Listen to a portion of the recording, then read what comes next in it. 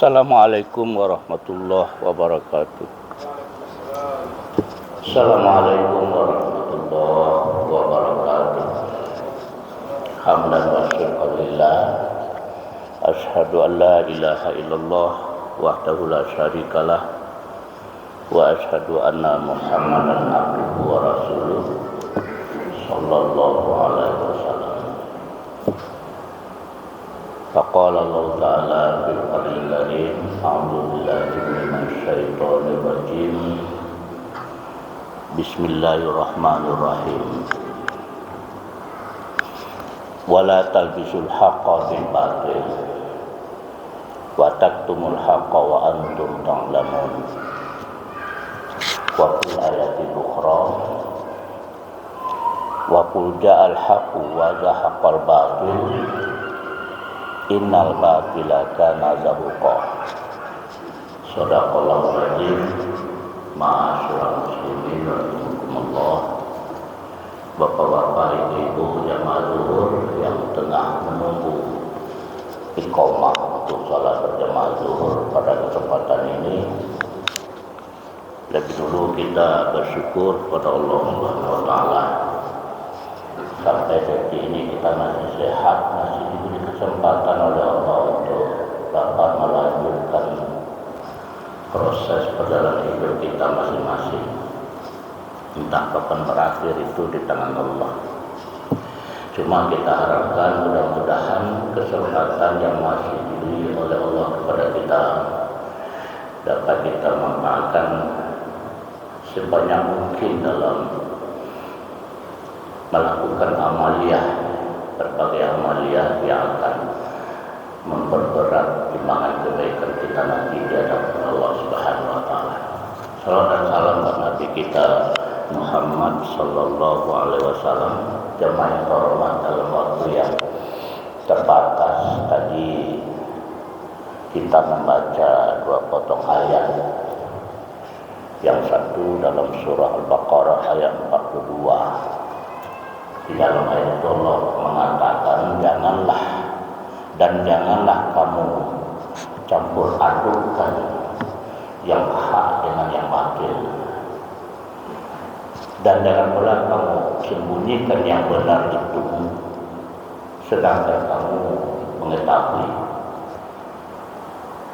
Kemudian di dalam surah Bani Israil ayat 81 Allah mengatakan, dan katakanlah telah datang yang benar, wa qul ja'al haqq, telah datang yang benar, dan akan hancurlah, akan musnah yang batil. Sesungguhnya yang batil itu pasti akan hancur, pasti akan musnah. Bani Israil bersatu. Jangan terhormat, dua ayat ini barangkali ya bagaimana kita menempatkan atau melihat sesuatu bahwa di dunia ini pergumulan antara yang hak dengan yang batil itu akan tetap ada sampai di kiamat. Karena iblis itu tidak mati-mati, dia tetap ada. Jadi pergumulan, perseteruannya antara yang hak dengan yang batil itu akan tetap ada. Tapi Allah peringatkan dalam dua ayat tadi pada kita.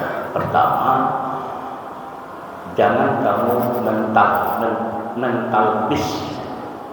Talbis itu kalau bahasa kitanya mencampur aduk antara yang hak dengan yang batil. Tidak ada pembatas. Sama saja bagi dia yang hak dengan yang batil itu kan tidak bercampur aduk. Aku masuk itu bilang sawah dan pematang ladang dan pintala lah sama saya antara hak dan batil. Jangan kata Allah, dan jangan pula kamu sembunyikan yang hak itu. Jangan kitman menyembunyikan yang benar itu, jangan disembunyikan. Kamu kan tahu kata Allah, wa antum ta'lamun, kamu kan mengetahui. Jadi ayat ini adalah semacam anjuran Allah kepada kita untuk bagaimana kita mencermati antara dua hal yang berlawanan tadi, dan ini tidak akan selesai. Jemaah yang dirahmati Allah, kenapa ini kita coba mengungkapnya di dalam kesempatan ini? Ya, karena ada di dalam kenyataan mungkin ya, bahwa itu tidak benar sebetulnya, tapi diusahakan bagaimana supaya benar. Nah, ini kan persoalan. Pada Al-Quran itu salah satu fungsinya adalah furqan, ya kan? Apa artinya furqan? Quran itu adalah memberi garis pembeda yang tegas antara yang hak dengan yang batil. Tidak ada abu-abu. Ini hak, ini batil. Itu Quran. Nah, tapi dalam kenyataan kehidupan manusia mungkin ada. Nah, ini kita. Yang benar itu bagaimana tidak menjadi benar. Dicarilah cara-cara agar yang benar itu tidak jadi benar. Bahkan orang yang mengatakannya dicaci maki malah. Padahal dia sudah mengatakan yang benar. Persoalan kita, benar menurut logika yang sehat ya, kalau kita pinjam istilahnya Pak Rocky Gerung itu, akal sehat. Ini benar, dan juga kebenaran itu secara objektif. Nah, kalau secara objektif itu kan istilah perguruan tinggi. Objektif artinya tidak bisa akal untuk membantah bahwa itu adalah benar atau objektif. Kamu aja kepai, objektif. Kenapa? Dasarnya adalah biasanya yang sifat objektif itu sudah berdasarkan kajian yang mendalam. Objektif. Bisa penelitian, bisa telah referensi, sehingga ini memanah. Tapi orang akan berusaha bagaimana yang benar itu tidak menjadi benar. Sebaliknya, nah ini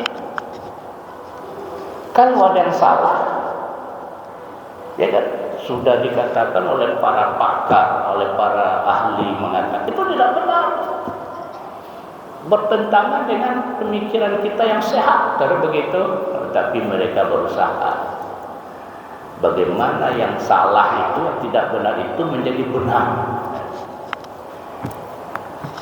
Ini kadang-kadang kita tidak ditemukan di dalam kehidupan masyarakat yang seperti itu. Diusahakanlah pembenaran itu ya. Orang tidak mencari kebenaran, tapi bagaimana membenarkan yang salah itu menjadi benar. Alhamdulillah.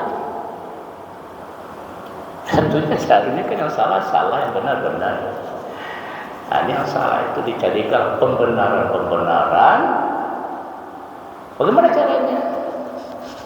Dibentuklah tim misalnya, atau orang-orang yang akan memoles kesalahan itu bisa menjadi benar. Itu hebatnya.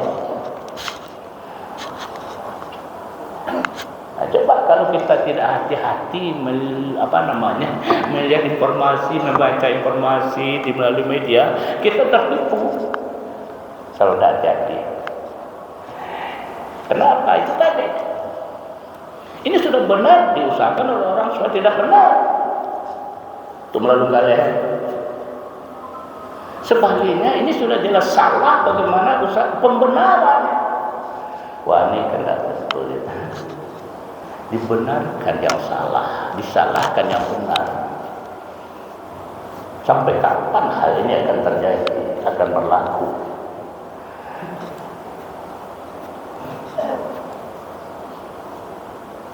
Apa dalam rangka orang membentuk opini kalau masalahnya, membentuk pikiran orang banyak agar ini yang salah ini tidak menjadi salah. Yang seharusnya jempol kita ke bawah, tapi yang ada pembenaran menjadi ke atas ada. Itu caranya. Ini kita hadapi sekarang sedang ada itu sekarang, maksud saya sedang hangat-hangatnya itu ya, dicarilah diusahakanlah pengadaan YouTuber, orang-orang yang bicara di YouTube, dicarilah tokoh-tokoh ya kan sekarang ini punya masalahnya itu. Pada Allah tadi sudah katakan, jangan kamu campur adukkan yang hak itu dengan yang batil, kata Allah. Tidak bisa. Yang benar itu benar, yang salah itu salah itu. Dan jangan kamu sembunyi yang benar itu. Begitu. Coba kalau kita lihat kenyataan sekarang itu terjadi sekarang. Kalau kita baca informasi di media sosial itu. Dan saya kadang-kadang kalau sudah YouTuber itu, saya langsung ganti. Saya langsung tukar itu, ini jelas ini. Kalau bahasa awalnya pakai talua. Talua itu lah enggak boleh, tapi diangkat dia baru saja. Ini kenyataannya. Bagaimana kita menyikapi itu sebagai seorang mukmin? Tentu kita harus berpijak pada dasar tadi. Yang benar itu bagaimanapun akan tetap benar. Dan Allah memperlihatkan nanti yang benar itu benar. Dan salah itu salah. Bagaimanapun orang misalnya membenarkan yang salah itu dari berbagai bentuk cara. Ada orang yang mempengaruhi. Ada dulu namanya apa ya, yang sangat benar itu buzzer. Ini sangat benar dulu tuh. Tujuannya apa? Untuk membenarkan yang salah, mengangkat yang salah itu. Dan itu dibiayai, didanai. Jadi kita sekarang ini kalau sudah hati-hati membaca melihat informasi di media sosial itu, ya kita terbawa arus. Ada cara begitu. Inilah. Jadi kita sebagai orang yang beriman kepada Allah SWT ya, dan tentu saja kita berpegang kepada ayat suci Al-Quran tadi. Kita tidak akan mentalbis. Sebab tadi ada kesalahan manusia ya dalam menghadapi kebenaran dan kesalahan itu. Apa yang pertama? Talbis. Apa itu? Mencampur aduk yang hak dan yang batil. Yang kedua apa? Kitman, tak tumu tadi, menyembunyikan yang benar. Jangan yang benar itu ada dijelaskan, disampaikan, walaupun pahit. Kulil haqqa walau kana murra. Jadi kadang-kadang orang banyak berkata benar itu kita lihat menjadi cemean orang. Padahal katakannya itu benar. Nah, coba itu. Sehingga kita juga turut, wah kalau begini bapak ini tidak benar itu. Dicemein orang, padahal katakannya benar. Hati-hati. Sehingga kita tidak terbawa arus orang-orang tidak benar. Tafakkaru. Assalamualaikum warahmatullahi wabarakatuh.